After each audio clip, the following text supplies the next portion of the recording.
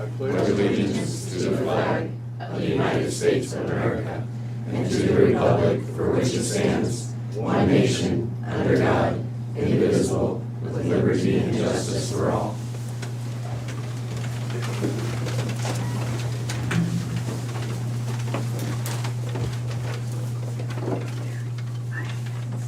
Welcome to the Moines County Board of Supervisors meeting, March 29th, 2022. Is there any changes to the agenda? I have one. I think I'm gonna shift the project tour to a different Tuesday with the length of the agenda that you guys ended up with, and then the work session that's also following the meeting. I think it makes sense that I shift that. So I'll get with you guys, get on your calendars, and we'll look at a different day. I think that'd probably be the smartest thing to do. Okay, thank you, Brian. Thank you. Speak with department heads and elected officials. Sarah Doty, payroll and the auditor's office. Good morning. Just keeping busy as usual. Nothing new to report at this time. Okay, thank you. Lisa Schaefer, county attorney. The weather's warming up, as does crime, so. Keeping up. I'm assuming they're correlated. They do, actually. Yeah, we're seeing an uptick in drugs and guns again, which we would Yeah. expect at this time of year. Thank you. Fortunately. Well, I think the sheriff's out on the streets right now. Not today. Okay. Colin Gerst, IT. Just keeping busy like always, don't really have anything new to report. Well, I got a new phone on my desk. Yep. Gonna be porting some numbers here this morning after the board meeting, and might do some training here this morning if you guys have some time. Okay, Yep. thanks, Colin. Rodney Bleasner, maintenance. Good morning. Talked with contractor on the front step project. It's gonna be sometime in April. We don't have a definitive date yet. It's just really kind of weather dependent. Just waiting to make sure that the temperature lows they're kind of at a more consistent level above a certain point. So putting that in the rain. So they're planning on April at some point, just really dependent on the weather. So that's about all I have for now. And will they shut the whole front entrance down when they start and have to go in the Yeah, well, handicap door? Yeah, so we'll be down to the side entrance, the handicap entrance on the south side when we close that down for construction. Thanks, Rodney. Chad McEwen, chief deputy. Good morning. Only thing from the sheriff's office, we got our two guys who are finalizing training. They should be out on the road in a week, so that'll bring finally up to full staff. At the county jail, we're sitting at 72.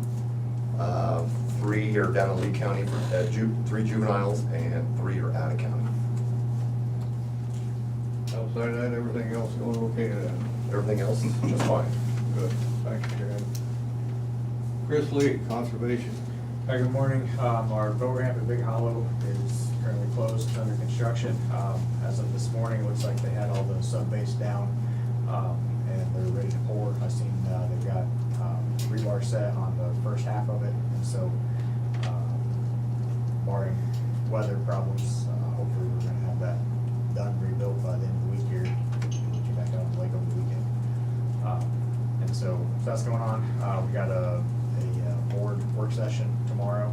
We're gonna talk about the finance stuff, fundraising, revenue sources, and different things. And then just a reminder that this is the busiest time of year for us. We already had campers in Big Hollow last weekend. We have, I think I saw 9 reservations for this coming weekend. So the guys are scrambling, trying to get parks open. And then in between weather windows, we're trying to get our prescribed burns done for the spring, things like that. So it's kind of a mad scramble. We are shorthanded. We've got a guy up at the Law Enforcement Academy. We've got a guy that's working with one arm right now because he had shoulder surgery. So we're kind of scrambling to try to squeeze everything in. You know, March and April is always kind of a scramble for us. So just bear with us. Like I said last week, there will be times that our office will be closed because sometimes we just have to pull all office staff. We pull our nature center staff to help with some of this field stuff, try to get the forks and everything ready to go. So, You know, when your office is closed, I kinda have a problem with that. You have that on your website that it's open, and, there's no way that the general public goes out there and knows this.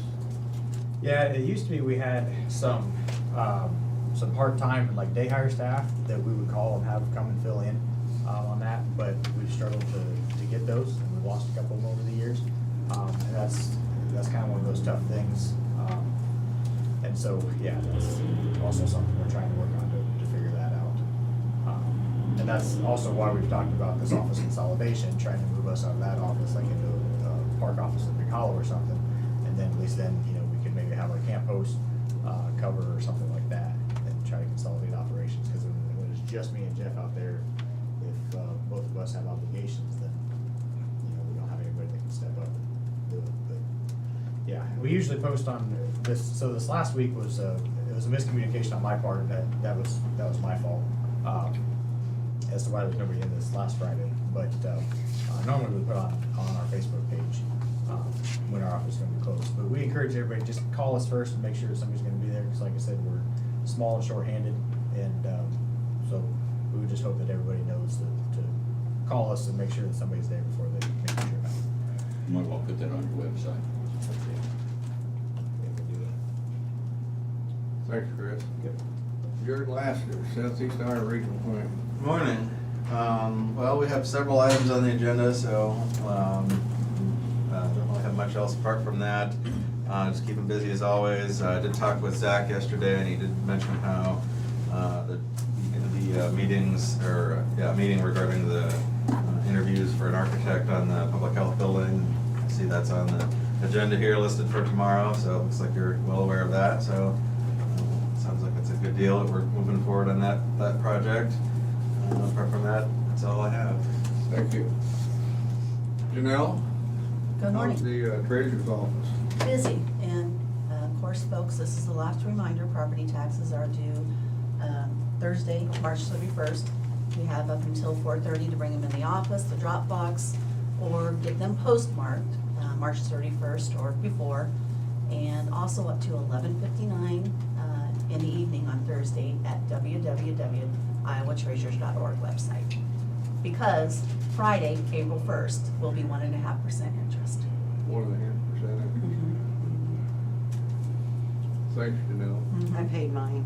That girl. It hurts, but I did. Cheryl, Budget Director. I just have a couple agenda things I need to sit in on, so.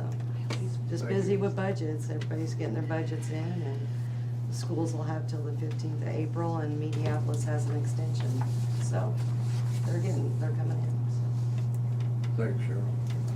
I'm sorry, but how come EPO has an extension? I don't know, they don't tell me why, I just get a letter from the Department of Management saying an extension's been granted, so. Trent, Beck, how's county attorney's office going outside of what Lisa said? Nothing further to report. Smart man. Thank you. Brian Carter, Secondary Roads. A couple different things, I guess. So we'll start out with stuff that really doesn't have anything to do with us, but I try to let you know. So the DOT work is starting up. I guess we're a little bit like crime to a certain extent. When it warms up, things get busy. So DOT work's picking up on both fronts. The project around Mediapolis, which is its own project, and then the work starting just north of Burlington, which has been the ongoing project. So both of those are going to involve closures of a county road. Upper Flint should be closing, I want to say a week from yesterday. I'm assuming that's weather depending, but and that I'm told will be closed 3 to 4 weeks. Upper Flint will be at that intersection, or near that intersection, but closed through traffic for all purposes. And then Mediapolis Road, west of Mediapolis, where the interchange will be built, they are needing to install drainage culverts across existing Mediapolis Road, which eventually will get torn out and replaced as part of the project.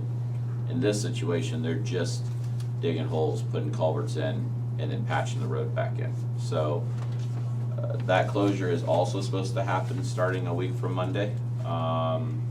And that one should be shorter, although I can't say as I got an airtight time frame, but it was suggested 2 weeks. I wish I don't know better than that. So,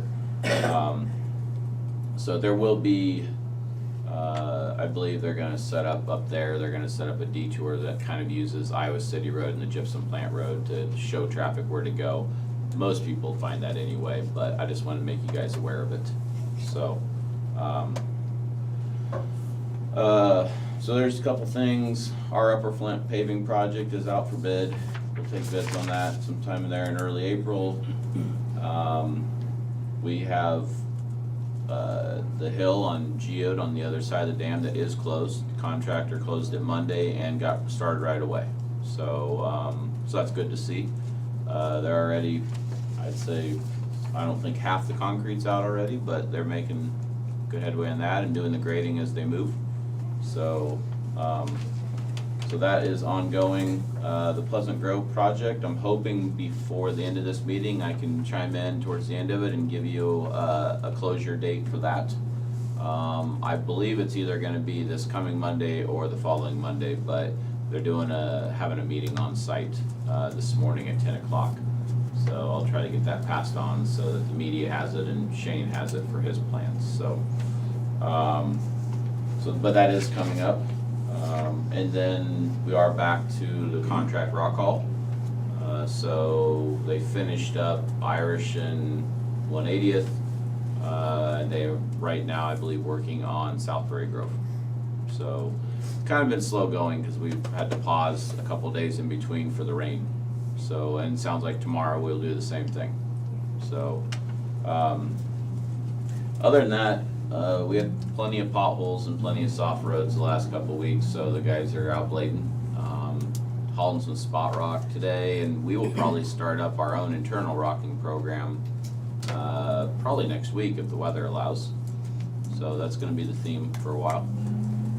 And I would say that if you're out and about or you guys get a call about a hole in the road somewhere, this is typically the year where those tend to show up for culverts that nobody was really aware of. You get, you know, you come through a dry winter, frost goes out, and then you get these soaker rains, and next thing you know, something that was bad for a while finally kind of shows up as a hole in the road. So we had that on a dead end road last week. The guys did a really nice job with it. Dead end roads are tough when you have people on the other side. So they did some preliminary work on Friday and put a pretty large culvert in yesterday. Got the road closed, dug up, put in, and backfilled by the end of the day.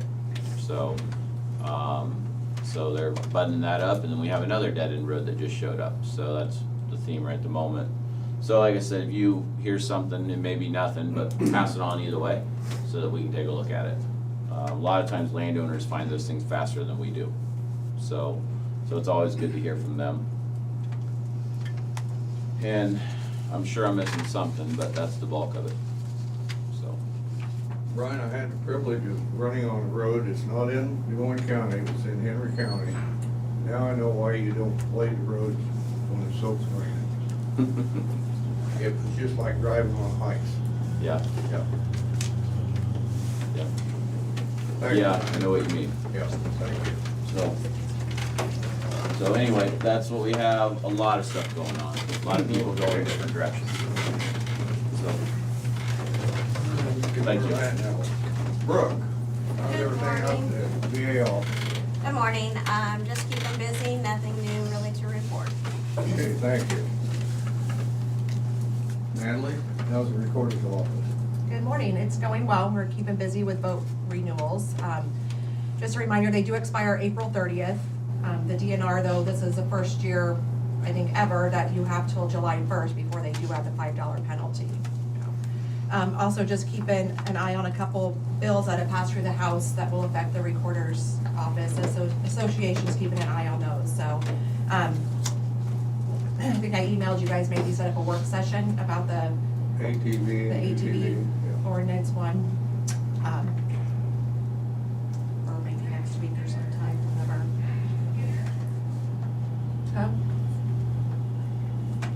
Or a couple weeks, whenever anybody can get to it. Whenever Terry says we can. Have they passed that bill yet? it just went through the House, I think it's on hold or something in the Senate, but it passed like very unanimous, it was Wait big until the vote. governor signs it, and we know it's actually coming before we, do anything. That'll work too. I think I talked to Dennis, and I think they used some of our language we had in our ordinance for that, but it's still gonna affect us quite a bit. Otherwise, that's it. Okay, thank you. Terry Johnson, Good morning. County Auditor. County candidate filing period ended March the 25th, last Friday. The 4 positions that we have open, the Board of Supervisors, Tom applied, County Recorder, Natalie applied, County Treasurer, Janelle applied or submitted their papers, and for County Attorney, Lisa submitted all of her papers, and those are the only ones we received. So far, nobody has any. Says a lot about our jobs, doesn't it?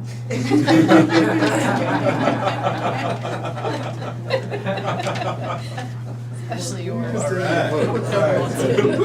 Anyway, so now we're waiting for the state to give us the official notification of all of the state and federal candidates. And we should get that tomorrow, and then we'll work on, hopefully early next week, we'll get our ballot order sent, so. Good, thank you. Ken Heinman, Seal Region for Mental Health. Yeah, we have, I think, 3 agenda items today for the Seal Region. And we're also, I'm the contracting person for the region, so I go to all 8 counties and do contracting. And so I think our next governing board meeting will be April 13th, and I think we've got at least 4 contracts that are ready to go to the governing board. That's maybe 1/3 of them so far. So we're making good progress on contracting. We're still doing meetings with a lot of the other agencies that have budgets to submit, things like that. We're still working on those, but the contracts that have Medicaid rates or set rates, those are easier to get done first thing, so that's what we're working on. We're gonna submit those right away. Otherwise, yeah, I see there's a general assistance work session, so I'll stay after for that. But that's all I have for now. Okay, thanks, Ken. Did I miss anybody? Seeing that, didn't miss anybody, we will move on to correspondence. Do either of you gentlemen have any correspondence? I did not. We have one here. It's,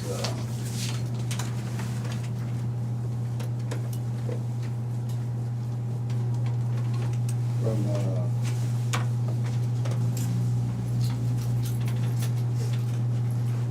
Iowa Middletown Railway.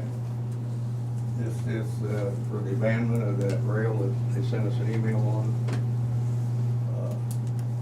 It's pretty lengthy here, so. They're leaving us with the tracks. Yep.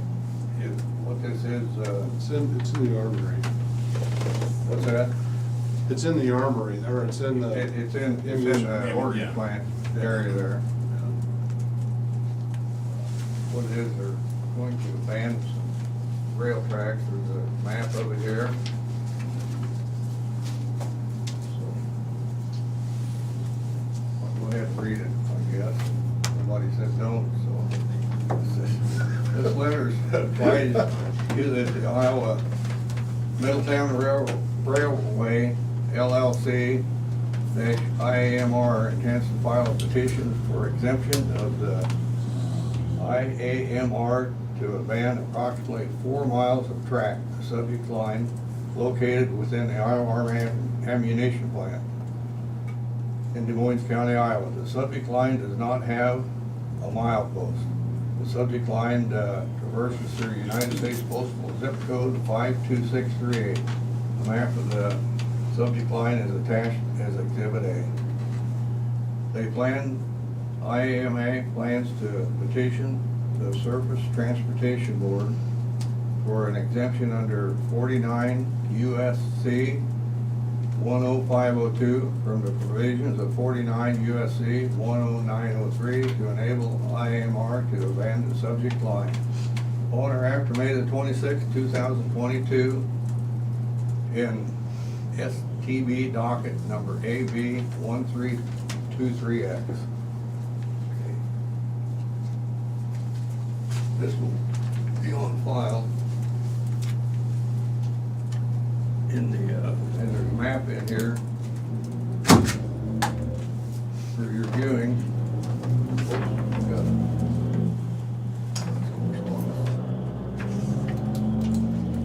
Then we have one now here with the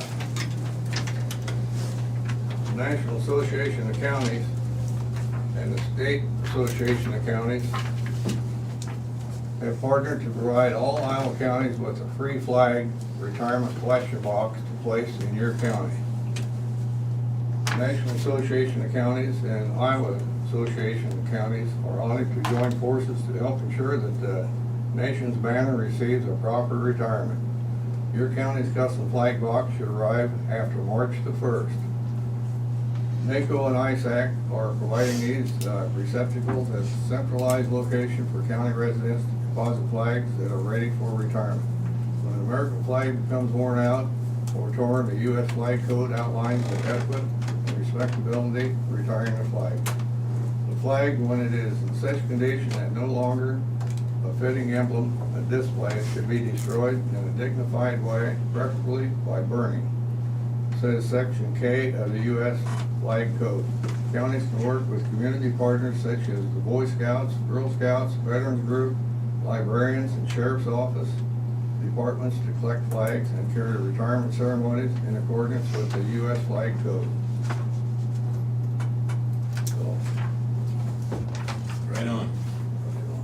If I can speak about that, Jim, the container arrived in my office like maybe 3 weeks ago, and it's been sitting in there, so Carla and I finally put it together last Friday. We assembled it and put it out there, and Brian Vanderstrom, one of the transports, he noticed it right away, and evidently he does a lot with the Boy Scouts, so he says when it gets full, let him know, and they will honor and burn the flags properly, so. that's great. So, but we've got it sitting out here in the hallway right now. Thank you. Okay, moving on to discussion and vote. We have a public hearing and resolution number 2022-024 approving the fiscal year 2022 and 2023 budgets. I move to open the count or the public hearing. Second. Sarah? Shane McCampbell, Yep. Tom Broker, Yes. Jim Carrey. Yes. Now we got a little, Tom, would you mind reading this? Discuss about Regarding the fiscal 23 budget, the first thing someone might notice about the budgeted revenues are about 31 million and budgeted expenditures are about 37 million. As the board is aware, we are not spending money we don't have. The marked disparity between revenues and expenditures is primarily because $5 million in American Rescue Plan spending will come out of American Rescue Plan funds that Des Moines County received from the federal government in fiscal 21 and fiscal 22. As the board is also aware, there have been a couple of major changes to the county budget over the last 2 years.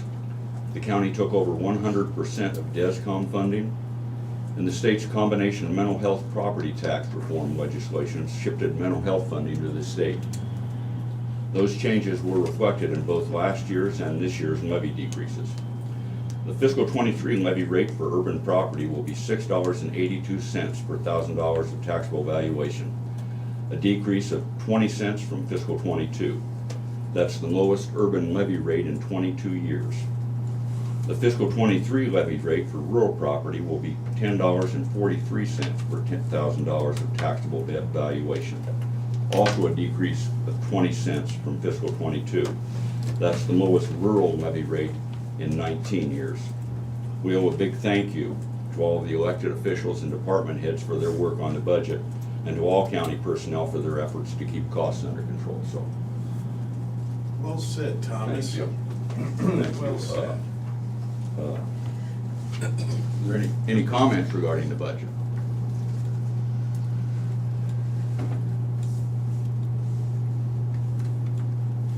We will give the public 2 minutes.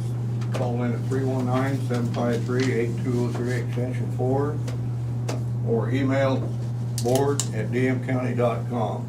We'll give you 2 minutes for that. And does anybody else have anything they want to say in here while we're waiting on them 2 minutes?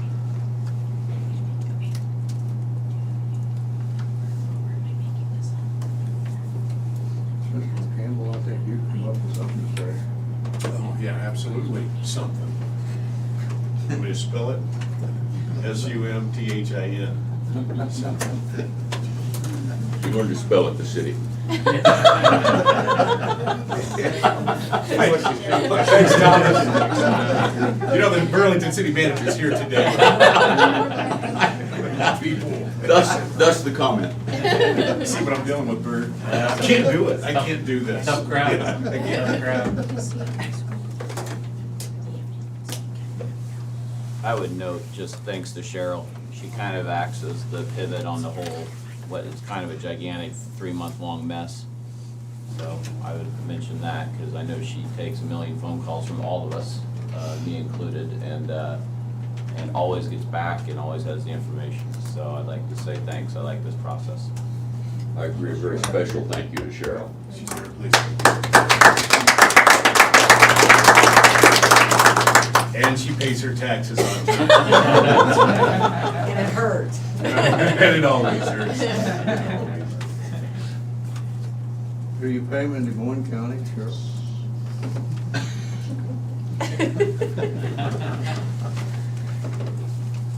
That's a nice move, don't you? Yeah. Well, seeing the 2 minutes is up, we shall move on. Motion to close the public hearing. Second. Sarah? Tom Broker, Yes. Shane Campbell, Yes. Jim Carrey. Yes. I move to approve Resolution 2224, approving the 2023 county budget. Second. Sarah? Shane Campbell, Yes, please. Tom Broker, Yes. Jim Carrey. Yes.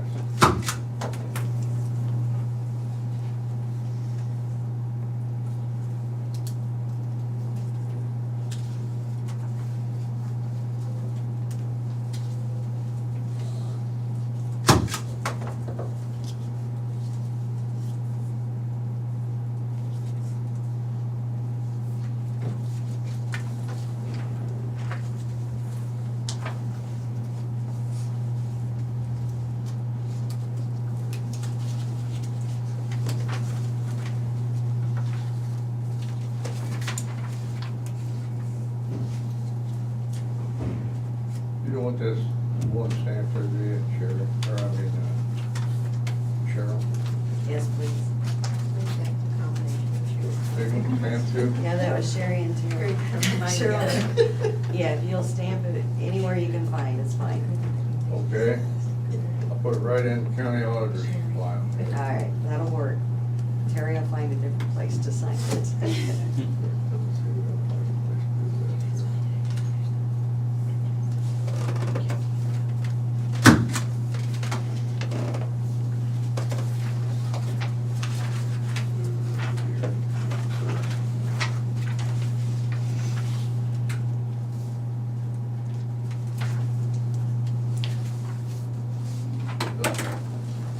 My initial address.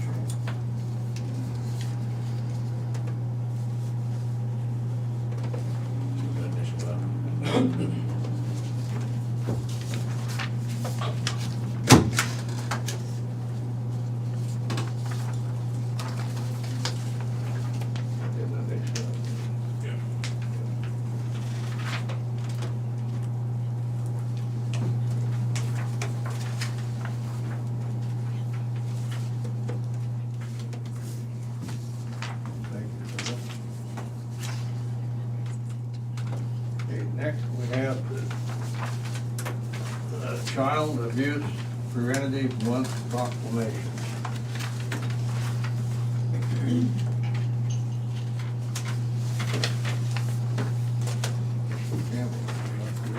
Certainly. Whereas child abuse and neglect is a serious problem that can be prevented, and whereas our children are the most valuable resource and will shape the future of Iowa. Whereas child abuse can have long-term psychological, emotional, and physical effects that have lasting consequences for victims of abuse. Whereas protective factors are conditions that reduce or eliminate risk and promote the social, emotional, and developmental well-being of children. Whereas effective child abuse prevention activities succeed because of the partnerships between child welfare professionals, education, health, community and faith-based organizations, businesses, law enforcement agencies, and families. Whereas all members of community benefit from creating conditions that support strong and healthy families. And whereas communities must make every effort to promote programs and activities that create strong and thriving children and families. Whereas we acknowledge that we must work together as a community to increase awareness about child abuse and to contribute to promote the social and emotional well-being of children and families in a safe, stable, and nurturing environment. Whereas prevention remains the best defense for our children and families. Now therefore, we, the Des Moines County Board of Supervisors, do hereby proclaim April 2022 as National Child Abuse Prevention Month in Des Moines County, and urge all citizens to recognize this month by dedicating ourselves to the task of improving the quality of life for all children and families. Dated this 29th day of March 2022. Chip Terry, Chairman.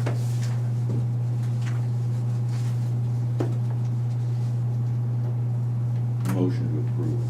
Second. Sarah? Tom Broker, Yes. Shane McCampbell, Yes.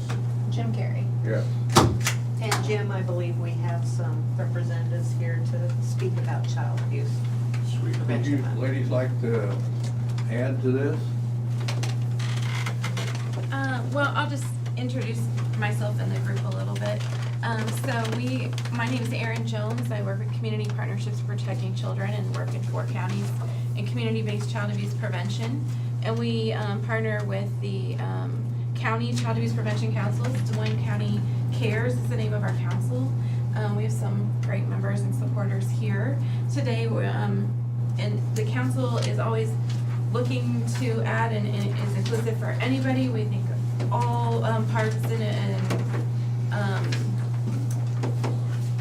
input is important and helpful and needed for us to make progress toward preventing child abuse, making a safer, healthier community. So I do have some materials I will leave on the desk, so you can look at those later if you'd like. Okay. And then again, we meet the second Monday of each month at kind of 1 o'clock. We follow the interagency meeting that Rachel out of Community Action runs that meeting, and then we follow up to kind of coordinate our efforts. And anyone is always welcome. And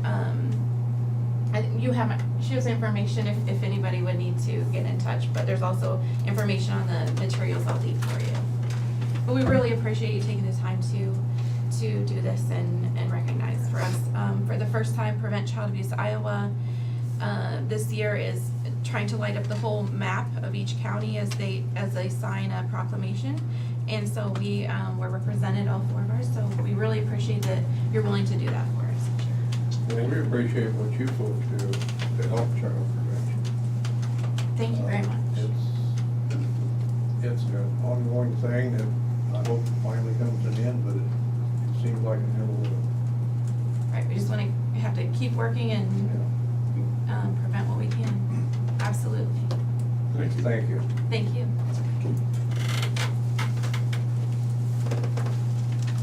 Okay, moving on to countywide housing needs, assignment, request for financial participation. We does, Mr. Booth. Ms. Bird. Good morning. Yes. You don't have to stand if you don't want to. Chairman Kerry, how are you? Yeah, thanks. No, that's fine. So, I'm here today representing the Housing Task Force of the Greater Burlington Partnership. The task force, I think, has been in place for several years, but after COVID, just kind of reconstituted and started meeting again back late fall, I believe, in terms of addressing housing needs and initiatives within our community, the broader county area. And through the conversations over the winter, the group determined that revisiting the idea of a housing feasibility study or housing needs assessment should be considered. The last time that the county had, and when I talk county, little c, all of the cities, developers, builders, elected and appointed officials in the county looked at a housing study was in 2015. Lots changed certainly since then. We also understand that there were some unique circumstances going on about that time with the ethanol plant being under construction and some itinerant construction workers and stuff putting undue pressures on some of our rental housing in that countywide. So the committee has determined that it would be time to update that housing study.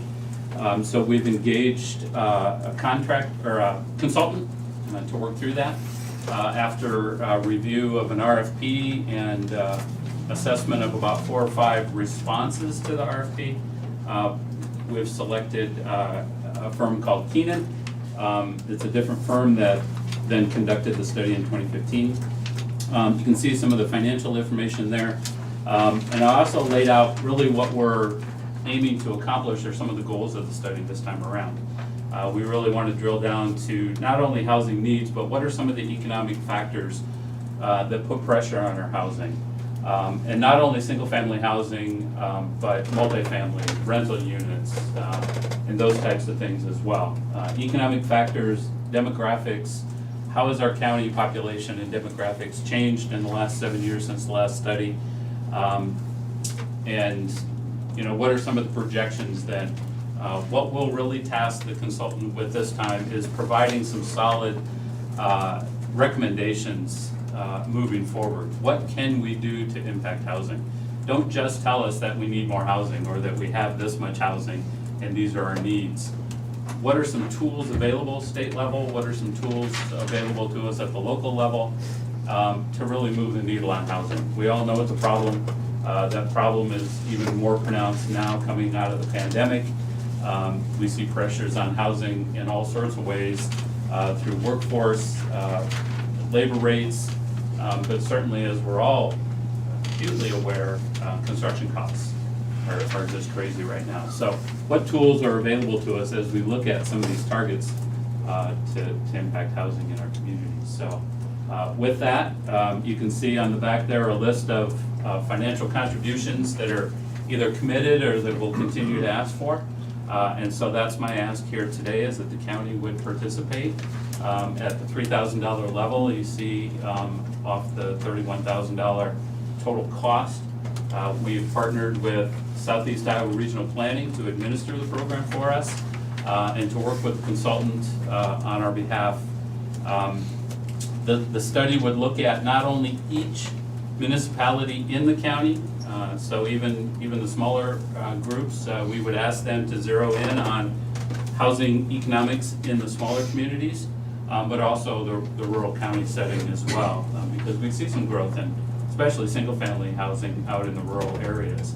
So what does that mean, and how does that impact housing for the municipalities, within the county as well? So with that, that's kind of the program and the ask, and I would just see if you had any questions. Did I miss it, or maybe you mentioned it, is there when this is gonna be done, a schedule, a time? Right, so when, I did not mention that, thank you.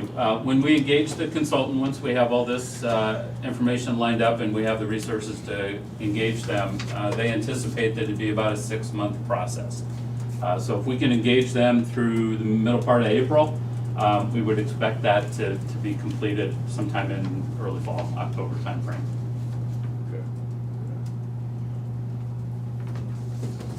The last time we went through one of these, it was sort of a precedent to applying for a grant of some sort through the state. Right, and that's one thing that sometimes these studies are good to have just from that standpoint. A lot of times housing grants or tax credit programs will require a study like this because they'll want to see some of this data to help justify the grant. And so our current or our previous feasibility study, again being about 7 years old, a lot of that data is not going to be relevant anymore for any grants or programs, tax credit programs. that developers or municipalities might want to apply for. So having an updated plan does aid in any funding opportunities we might find. After you get it updated, how long will that be? How long will that be good as far as trying to get grants and that sort of Right. So, again, our current one's about 7 years old. I think that's too old. Probably that 3 to 5 year time frame, because things change so much. I mean, just look at what housing has done here in the last even 2 years now. It's been unique with the pandemic, but things change in that 3 year cycle pretty quickly. So. There are several, there's pressure on, at least certainly, I'll speak for the city of Burlington, to look at our housing programs, not only our abatement, but our TIF programs, and some of our housing stock improvement programs. I know West Burlington's going through some of those same things. So, speaking for the city council, they really are looking forward to this program and have pledged to, put a significant amount of money towards it as well, because it will help guide how they work through some of their abatement housing programs. Your money or TIF money? Actually, well. Good question, Thomas. Yeah. Good question. Because housing is an important aspect of the ARPA funds, I've asked the council to consider using some of our ARPA funds for this program. The state can use their ARPA funds for housing too. I think they might have. And they have pledged some of that for that, yeah. We attended the Iowa State Association of Counties recently. One of the advisors they said, get the money out, especially for states. He said before the federal government comes back looking for it. That's right. Yeah, and we've, to diverge a little bit, we've, because the council goal is to improve our nuisance abatement response, junk properties and housing conditions, and housing improvement overall, we've pledged a significant amount of our ARPA money to housing. This is part of that. We also are looking to hire a new staff person in our building and inspections department to help with that. Sweet. So we have a new staff person coming on here in a couple months. You got rid of the old mayor, you can afford that now. Thanks, Jimmy. Yeah. I'm groovy.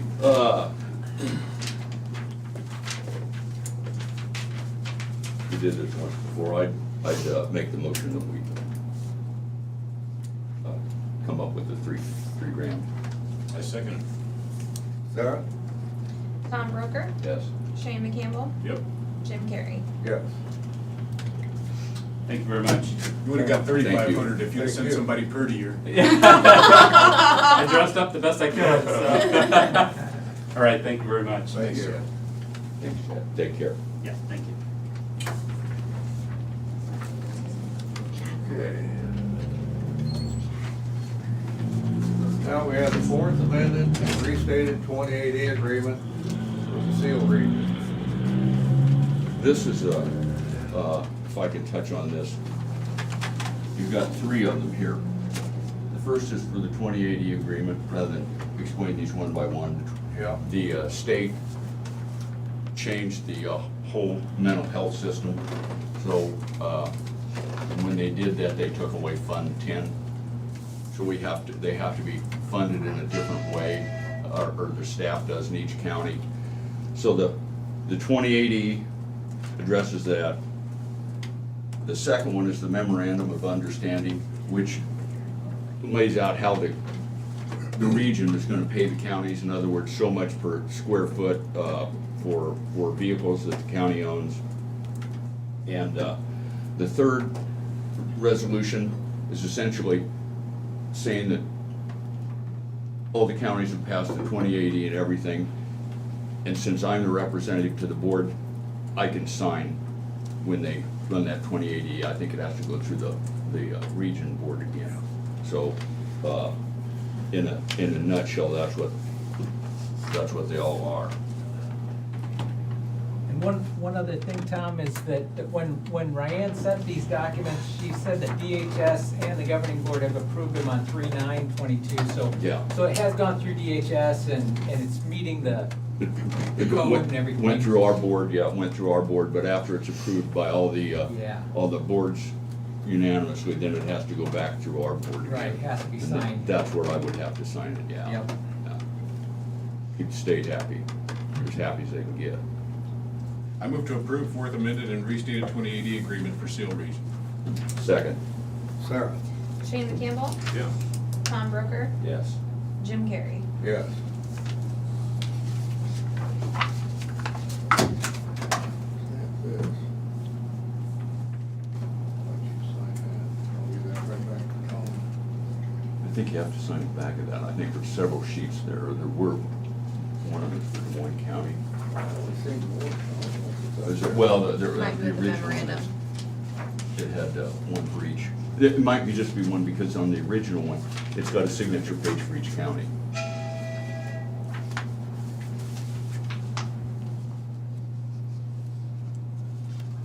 There isn't any. No, there would just be the one.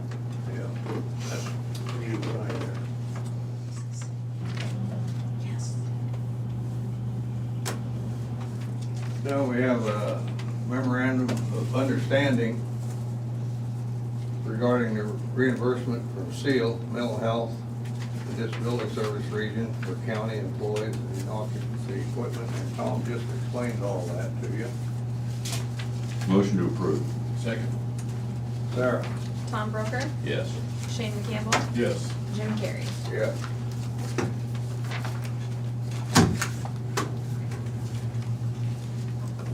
Tom, I'm glad you're on that board, because that's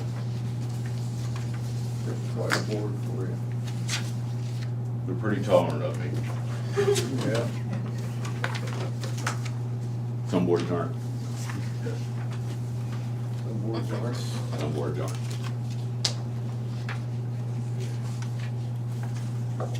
Now we have a resolution 2022-025 approving the Seal Region 2080 agreement. Motion to approve. Second. Sarah? Tom Broker, Yes. Shane McCampbell, Yes. Jim Carrey. Yes.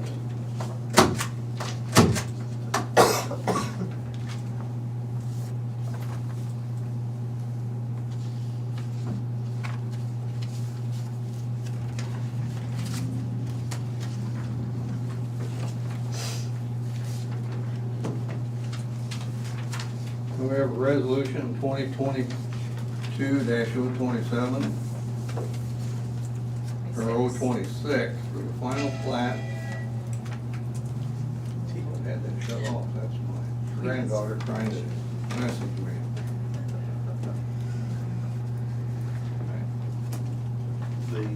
The TLBL Creekside subdivision, so this is a one-lot minor subdivision on Upper Flint Road. So there's an existing 53-acre lot with a house on it, right on the south side of Upper Flint. And they're gonna be splitting that into two parts, so this lot plats off the western 25 acres. This is intended to be sold. I already know who's gonna be purchasing this. In fact, it's the TLBL, actually, those four letters each stand for the initial, the first name of the four members of that family. So they plan to build a home on the north 8 acres of the lot, which is the high ground right by Upper Flint Road. The southern, the 2/3 is all mostly within the floodplain along Flint Creek. We have two conditions included on the resolution approving this. Number one, acknowledging that most of that southern portion is Conservation Reserve Program. So that's something that they need to be aware of moving forward. Although, as I understand it, the plans are to keep that land as is and only develop on that north part. Also added a condition that they need to get a permit before they build and install a septic system for the new home. It's the standard procedure there with the health department. And then, of course, it's also in the 2 mile area, so it'd be subject to zoning permits as well. They will be sharing an access off of Upper Flint. The plat includes a 65-foot easement on the existing driveway for the home, and then the second home will have its own driveway branch off of that. So that would comply with the comment we received from secondary roads that because of the site distances in that area and the hill on that road there, they would not allow any additional entrances, so that's already been planned ahead for. And then lastly, it's in the 2-mile review area of the city of Burlington, and the city approved it last week at their council meeting, so that we recommend approval of subdivision. Awesome. I move to approve final plat for TLBL Creekside subdivision. Second. Sarah? Shane McCampbell, Yes. Tom Broker, Yes. Jim Carrey. Yes.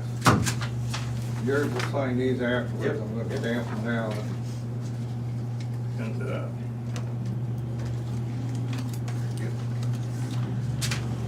get these signed afterwards for you.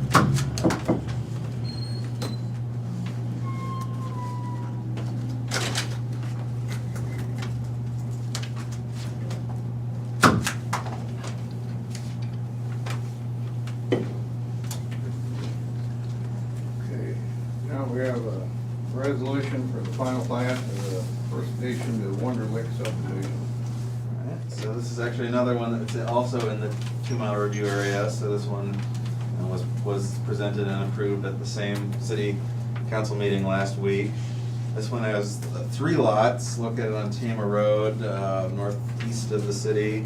The first edition involved some land that's right in between those 3, where there were 2 existing houses and then 1 new house. The 2 existing homes had the depth of the lot expanded, and then there was a new lot created for that additional home. And so this one just builds off of that. For the most part, nothing is changing, because lots 4 and 5 are strictly intended to split off 2 parts of an existing property that the current owner plans to remain in ownership of, at least for the foreseeable future, one of which contains a commercial building, an old welding shop, and then the other one, which contains it's a storage building with living quarters. It's on the opposite side of the levee from where his home is located. And so there will be a shared entrance for both of those properties off of Tama Road. There's also a second entrance from Tama Road for the welding shop, and then another one from Rogues Road to the east. And then the only change would be lot 6, which is the south end of the property, where this would be sold. That sounds like he already has someone in mind who wants to purchase that. Likely for the construction of either a storage building or a mix of shop and residence. And then as before, that would be subject to the zoning permits through us as well. So largely in relation to that lot, we've included a couple of conditions on the resolution. One, that if that building on lot 6 will include plumbing, any living space, then that's gonna have to get a permit from health department for septic system. And then also it's subject to, any dune development in this area is subject to permits from Two Rivers Levee and Drainage District based on the proximity to the levee. So that, we recommend approval of this subdivision. I move to approve final plat for first edition of Wonder Lick subdivision. Second. Sarah? Shane McCampbell, Yes. Tom Broker, Yes. Jim Carrey. Yeah. Thank you.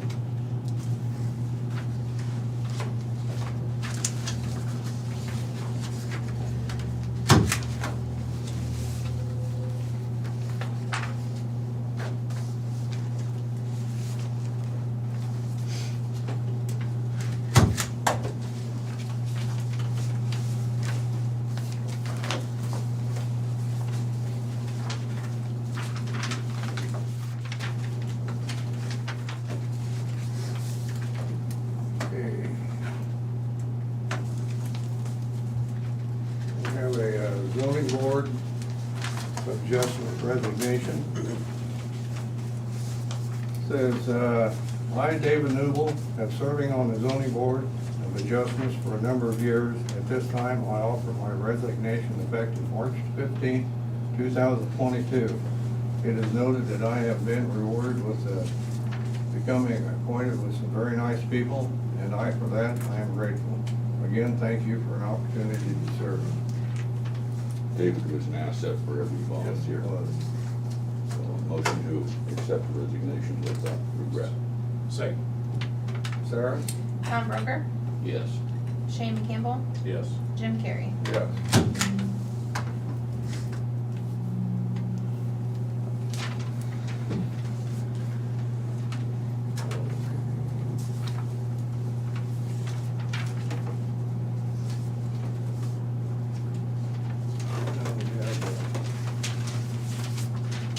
Appointment.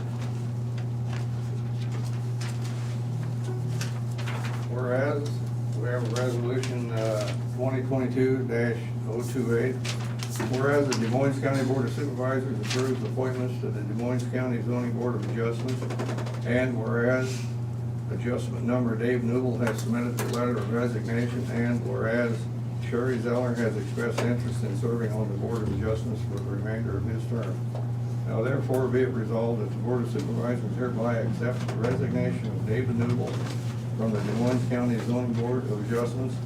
And further be it resolved that the Board of Supervisors hereby appoints Sherry Zeller, 138 O'Connell Beach Road, to serve on the remaining term of Dave Newell through November 2024 on the Des Moines County Zoning Board of Adjustments. So moved. Second. Sarah? Tom Broker, Yes. Shane McCampbell, Yes. Jim Carrey. Yes. Very, very fortunate situation there where it was actually another member of the Board of Adjustment that recommended Ms. Zeller for that position, and we subsequently spoke with her and she expressed interest, so we appreciate him for offering that and her for her interest, since sometimes it can be a challenge to get these positions filled, but this was very, very convenient to be able to get that one squared away like that. And we also appreciate Mr. Newell, because he had informed us at the last meeting a little over a month ago, so he gave us some advance notice that he was gonna submit his letter of resignation, so he gave us a little extra time just to plan ahead too. Good. Okay, now we have a request for a tax sale certificate number 16-0423.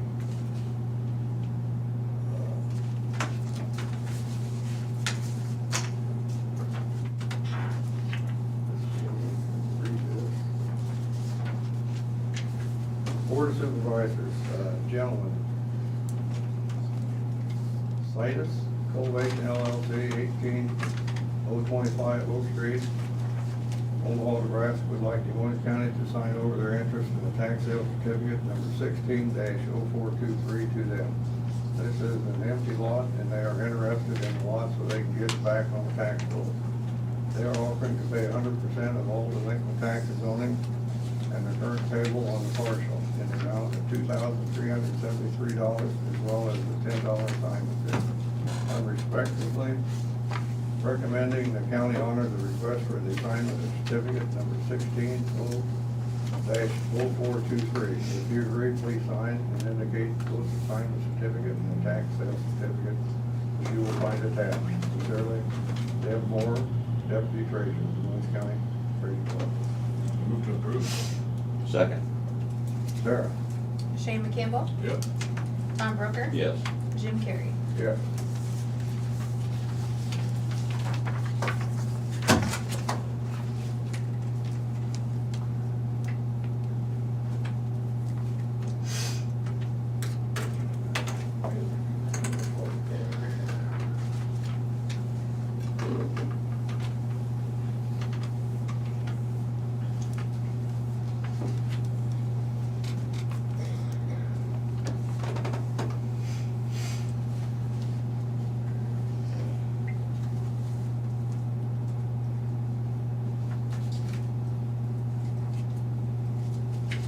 We have another one here. Gentlemen, That should be the same one. Yeah, I think it's the same What's one, that? it's just a It should second be the copy. same one, there's two copies. One's, At the top there it one's says for the copy. treasurer and one's for us, so. I don't have to read it again. No, you then, do not I? have to read that one, I'll save you the words. Not much Janelle insists. No? No.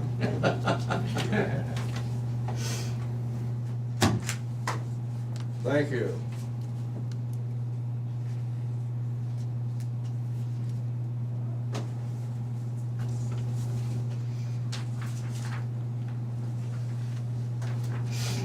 Now we have a janitorial agreement. No, we have accounts payables. Seeing none in here, we didn't pay anybody this week, did we? I move to approve no payments. Skip that. Oh, no, that's not. It's the fourth week. No, we shouldn't have anything. That Yeah. shouldn't have been on there anyway. You're right, we shouldn't have No, anything. that was a mistake. I was gonna say, I didn't get anything, so. Yeah. This week, we're paying no one. Yeah, next week that will be in there. Sorry about that. Next week My will fault. be in there, My fault. don't blame it on yourself, blame it on Terry. That's what we all do. Well, Oops.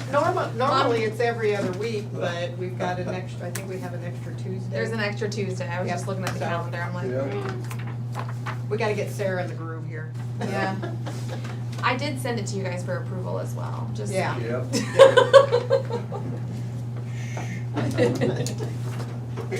We have a contractor with Porter's Cleaning. Rodney, do you want to address this? Yeah, this is just an annual agreement with Porter's Cleaning for the janitorial services for the jail, CPC office, secondary roads and conservation. They left the pricing the same the last 2 years. I think it's about like a 1.5% increase this one from last year. But 38,000 for the jail, 38,340 for jail, and 2,892 each for the CPC, secondary roads and conservation. they do a pretty good job. We recommend for approval. Motion to approve the janitorial agreement. Second. Sarah? Tom Broker, Yes. Shane McCampbell, Yes. Jim Carrey. Yes.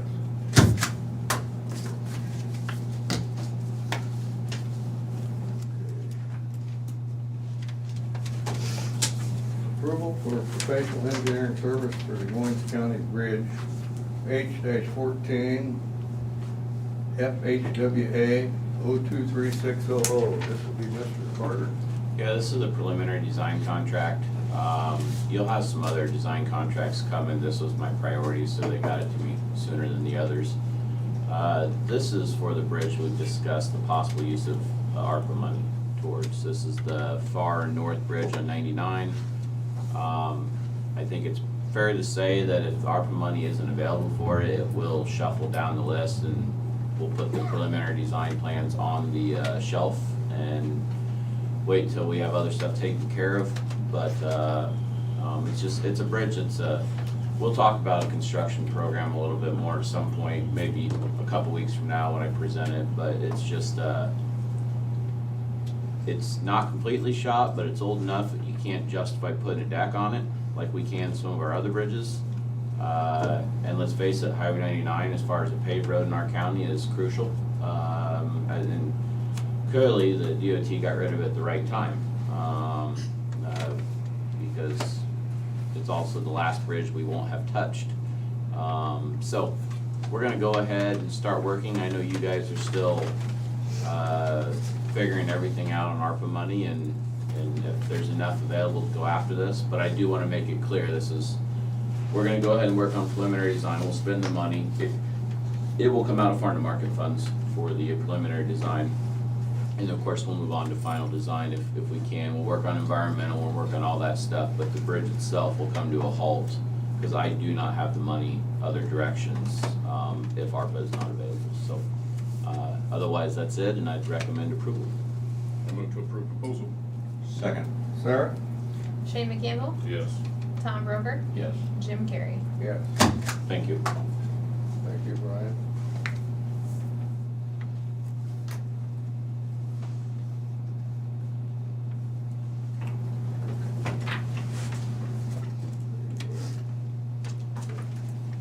So we have a Years of Service Award, and Mr. Broker, you're the senior person on this board, so I will let you present that. Natalie Steffner, 15 years of service.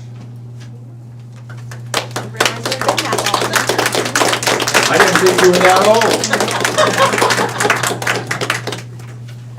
Feels like Thank third you. one. Thanks, Natalie. Thanks, Natalie. everything you do. We don't have enough time for that. Now we have personnel This meeting's action. not even long enough. That's true. First one is for local health. And it's for Rain Strickland. Resignation. Doesn't say when the effective date was, but, She was kind of an on-call person that has not worked for a while, so. okay. Motion to approve. Second. Sarah? Tom Broker, Yes. Shane Campbell, Yes. Jim Carrey. Yes.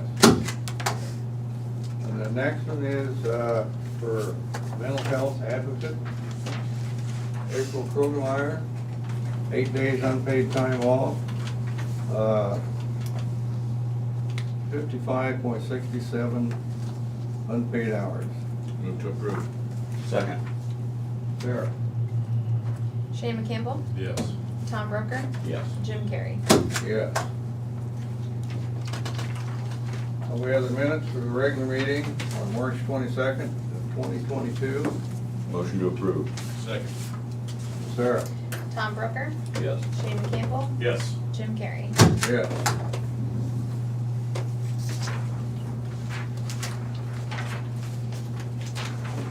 And other business. I have none. I have none. Committee reports. I have none. I have none. Okay, public input.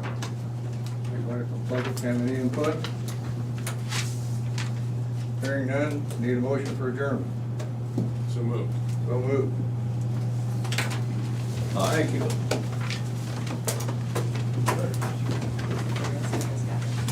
I am running.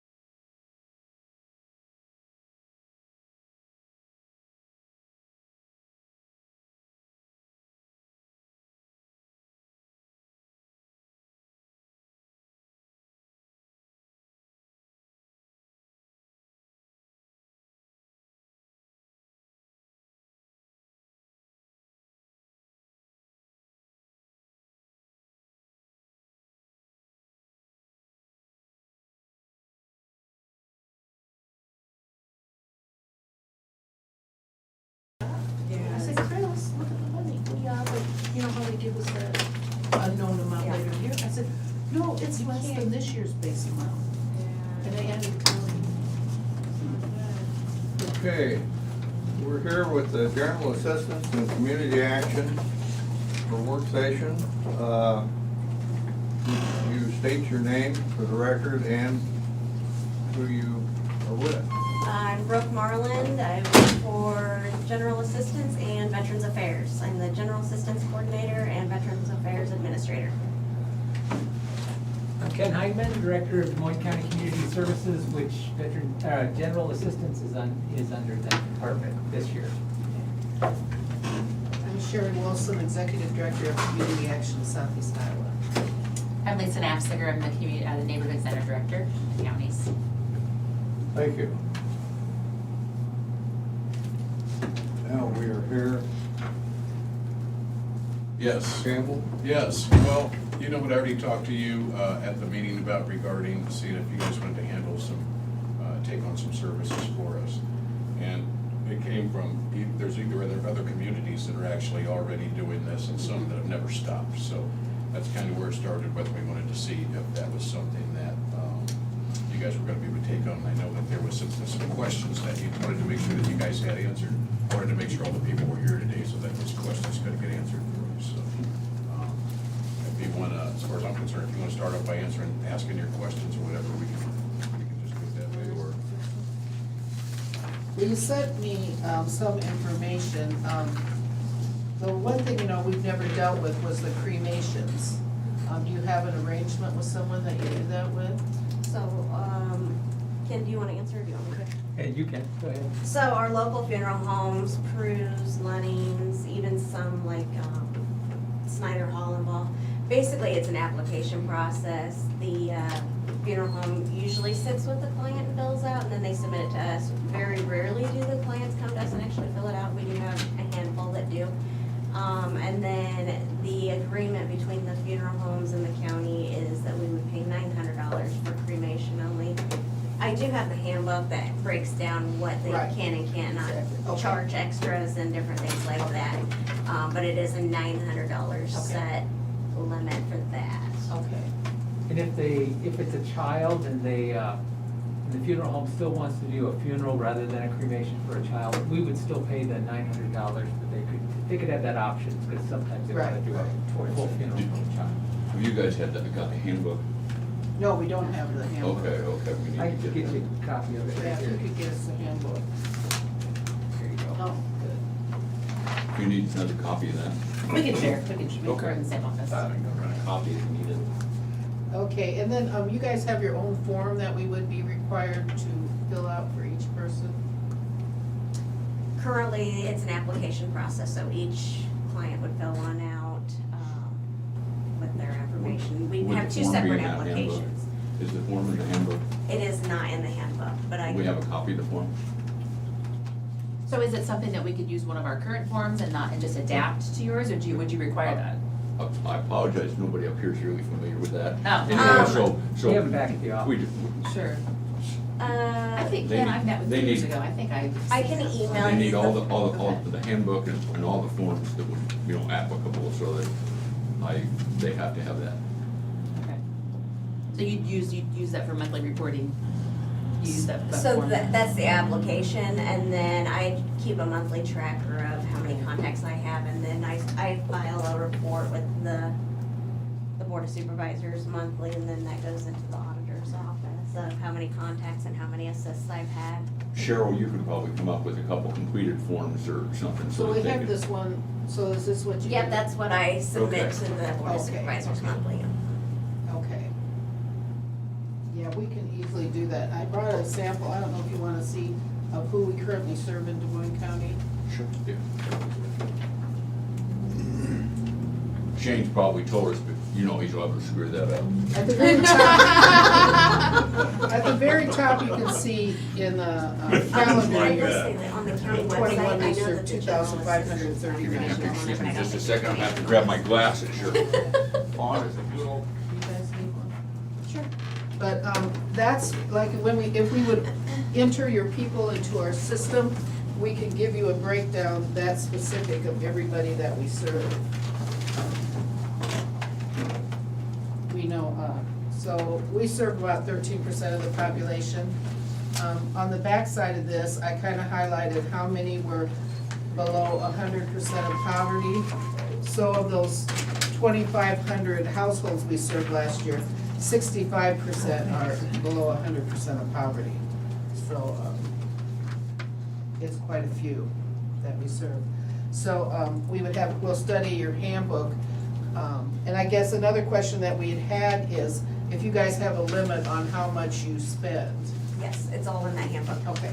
And a total though for the year, like each quarter? Yeah. Okay, okay. And then, Go ahead. sorry, so if that is your limit with your, this program and these funds, would it be, okay to partner funds that we have to help solve the current problem? Could we partner money together in order to solve the client's problems instead of just capping it at what you guys pay and what you guys approve? Well, to be real honest with you, I'd want to ask the county attorney about that. Yeah. Okay. Well, one of your requirements I notice is that they check all other sources first. Yes. Yeah. And nothing else is available to them. It's kind of like a last resort type thing. And the only reason I ask the county attorney is this is taxpayer money, and so there's certain. Right. Right. Anyway, so, over the years, I think all of us have stuck our neck out here and there, got our hands slapped, so. Well, I mean, Attorney what is says your- yes, you can or can't. If somebody's rent is $1,000 and I'm just pulling that out of the sky, and your limits are $450, I don't know what they are.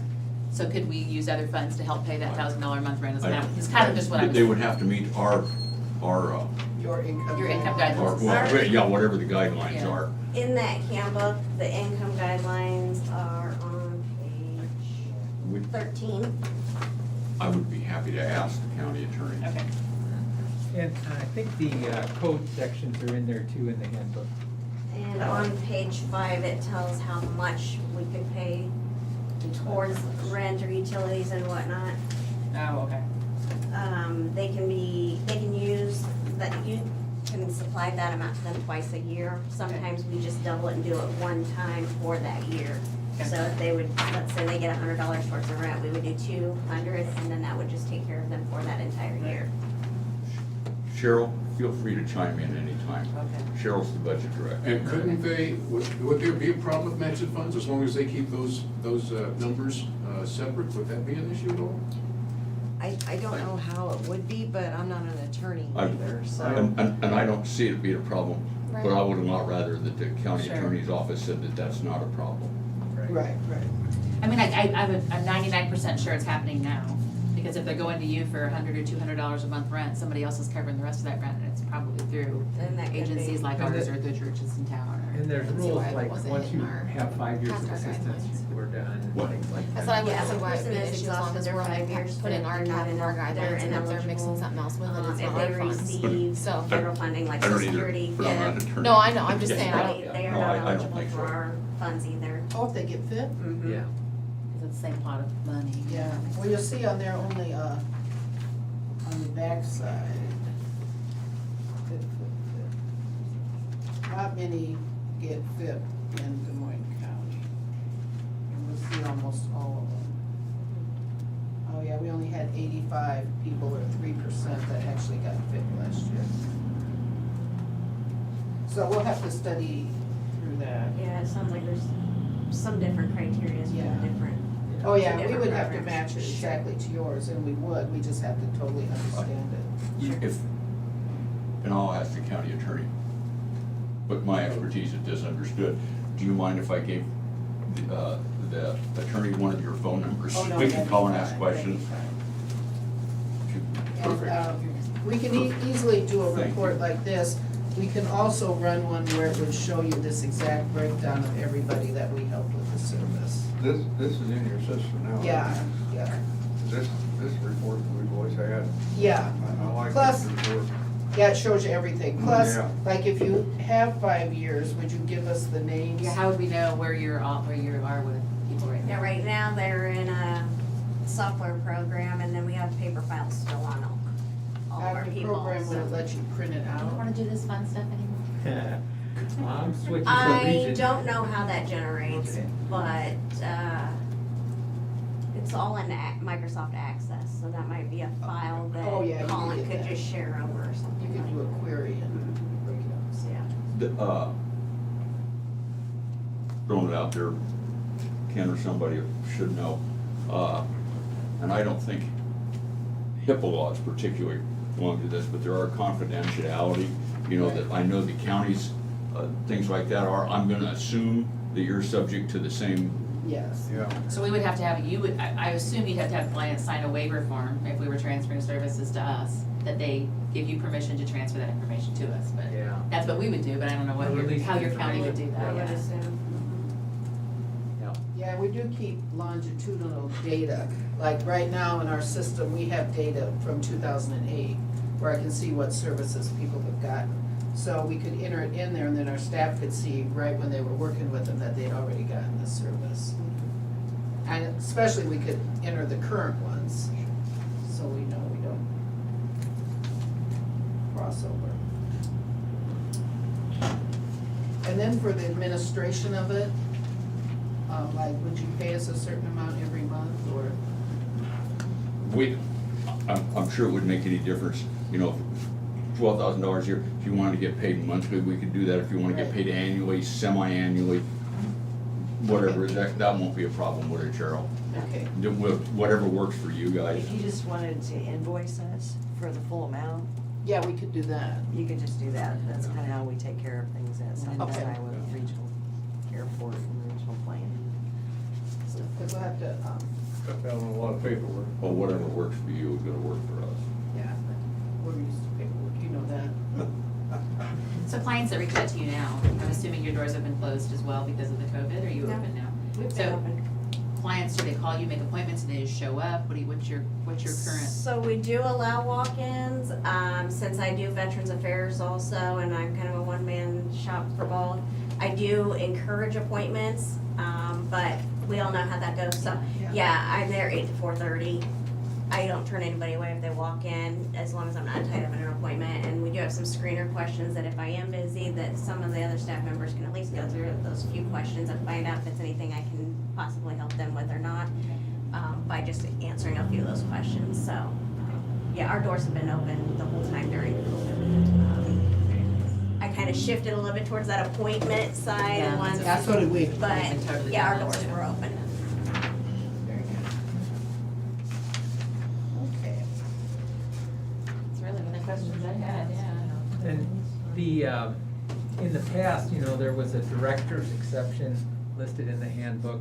And since I was the director over community services, I would look those over, and occasionally we'd make a director's exception for people, but not very often, because we had to stay within the budget. Was the thing in the budget was less than $100,000 for everything, for all the services and the staff costs and everything, so it's a tight budget. But I don't know how that would, now you'd have to figure out how that director's exception would be done. Right. I guess from a budgeting standpoint, and I don't like to be behind you, so it's just hard on my old neck, but, so we budget based on a total budget amount for the year. Okay. So if you have a line item, and what I call line items are like autopsy or cremations would be one line item, or food or provisions, utility. whatever. Utilities would be another one. So we have amounts budgeted in each one of those line items. Okay. But you can go over any of those line items as long as you don't go over the entire budget. So if you would reach that point where it looks like you're gonna be close to getting to the top of that budget, you would need to talk to the supervisors about whether they wanna do a budget amendment and give you more money, or, you know, just stop it at that point. So that's something you need to contact these guys about. So, but you want it. Is that budget in here? I don't think I've given them a copy of the budget yet, so. Okay. I can email that to you. Yeah, okay, that's great. They just approved next year's budget, so now we can actually get it released. So Yeah, that's on another front question red. would be how, you guys had mentioned maybe paying for the service and then billing us for what you paid. That's what we're wondering is, that's how you want us to do it. Or you can do it where, you know, they would have to wait until it went through an accounts payable cycle with the county to get that rent paid or that, you know, food voucher or whatever it might be. Yeah, we So- pay weekly, so I see you guys do every 2 weeks. Yeah. We think we would be able to Twice a month. process them weekly and still Yeah. be okay with our current funding, yeah. There's sometimes when people will come in and community action maybe is out of their grant money, and so then all of a sudden you'll get a flood of people wanting GA money, but community action sometimes would pay better than what we would pay, so you do get a lot of the same clients. Oh, it's yeah. just- Yeah. Yeah.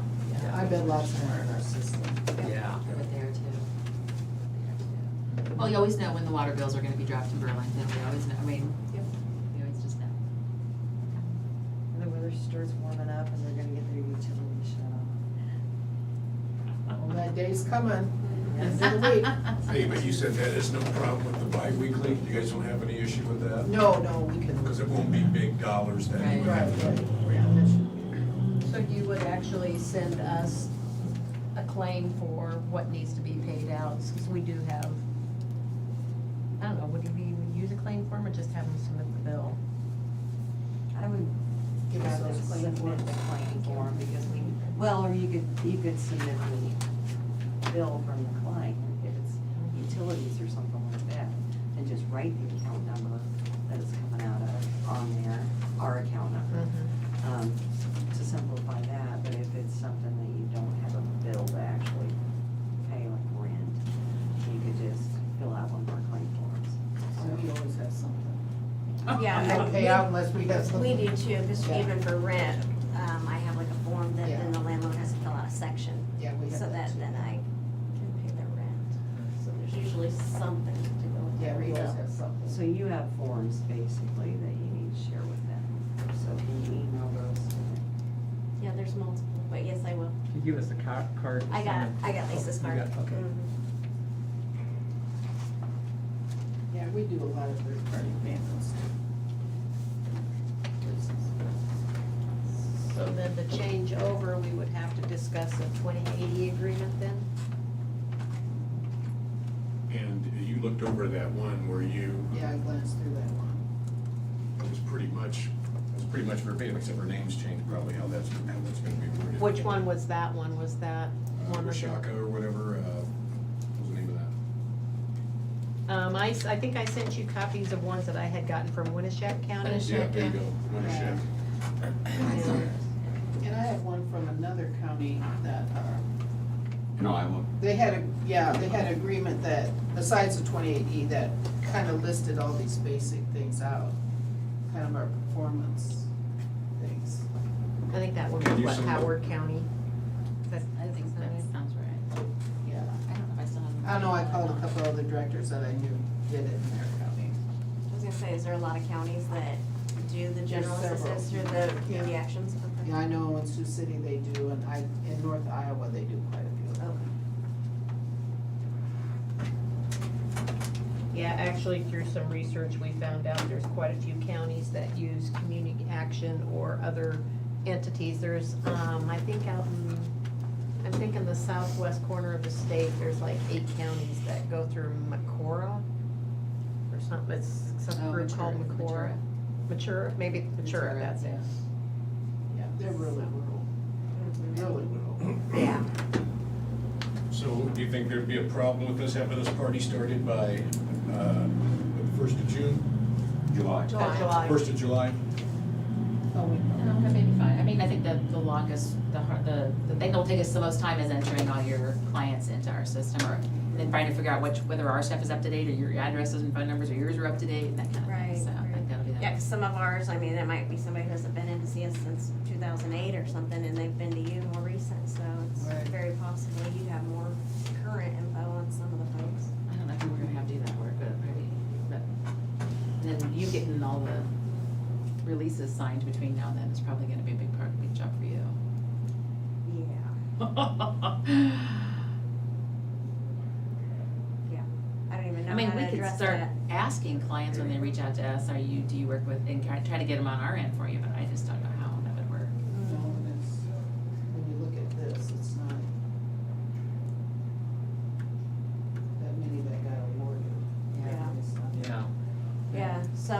many And that's years kind back of the were the similar releases. that you think we would be in. I would think so. A lot of Between the resource budget referrals and- and stuff where they don't qualify for us, but we talk to lots of people who. Yeah, we do a lot of that too, so that would be no problem. I did see a bill in one of the emails, attachment for Salvation Army food, was that it? Yeah, we give to food pantries, Salvation Army, $200 a month, and St. Vincent de Paul we used to. However, when I talked to the gal there, I believe it was in November, I have a letter from her that said that they currently didn't need our funds, and so they are on hold. I think they must have got an influx of money with COVID maybe or something, and so that they said, no, we don't need your funds right now, so right now we're just funding $200 to Salvation Army. So we budget for it, but if they don't send us a bill, then we don't. Right, pay it. they need to bill me, or Does that come out of this money or that's separate money? it is a food line item. It is in general assistance. It is one of, in part of that line item, yes. So we could purchase food for our food pantry and use that as a line item to be reimbursed.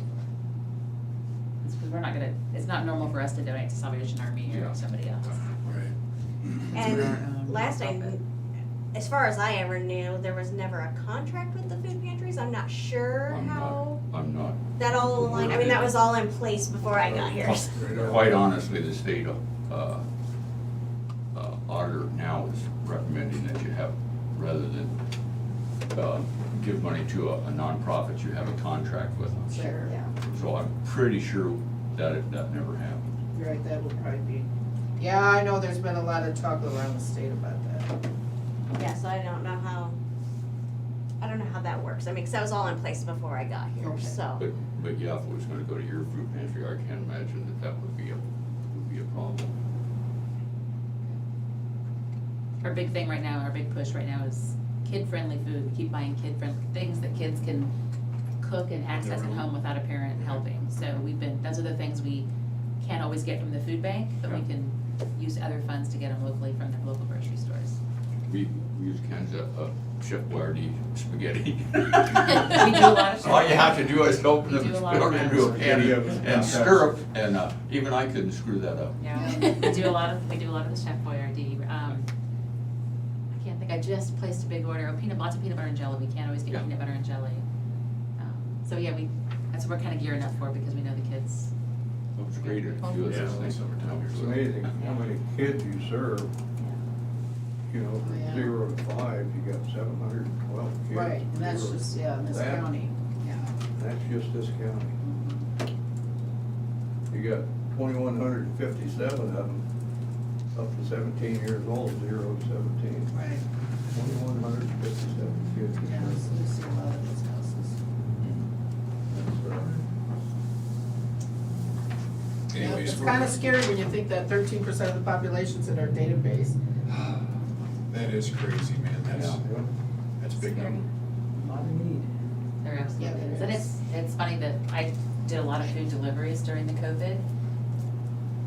Every block, there is somebody where you don't expect it every time that qualifies for food. I pull up to houses and I'm like, what? This is the house? Right, right.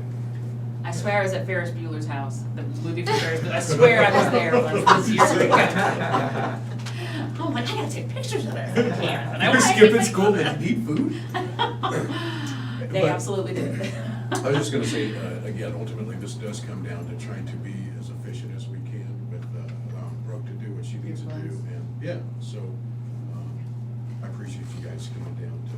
Yeah, it will support our centers, allow us to have we'll have a staff person with dedicated time for it. And we generally like to have 3 specialists working in that center at all times.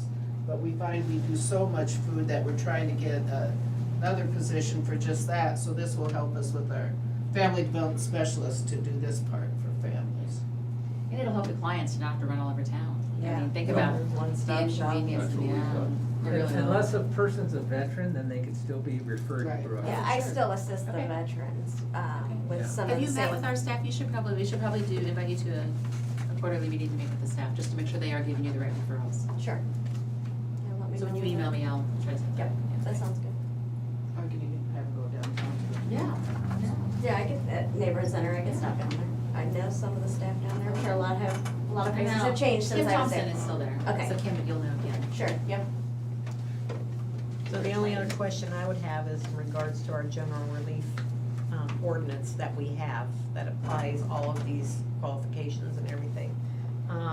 It was adopted in 1983 and updated in 1991, and we need to go over that and see if anything needs to be Yeah, because there have been some law changes. updated.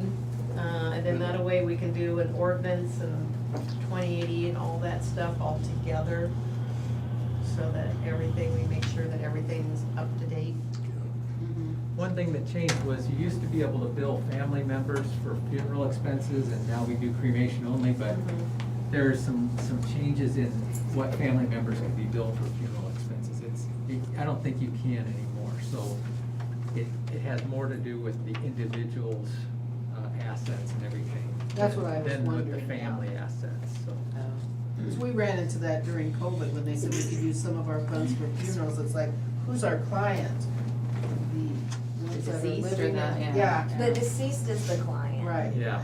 And then a next of kin needs to fill out the application. However, we do end up with some of those that don't have any family. So a lot of times the funeral home Right.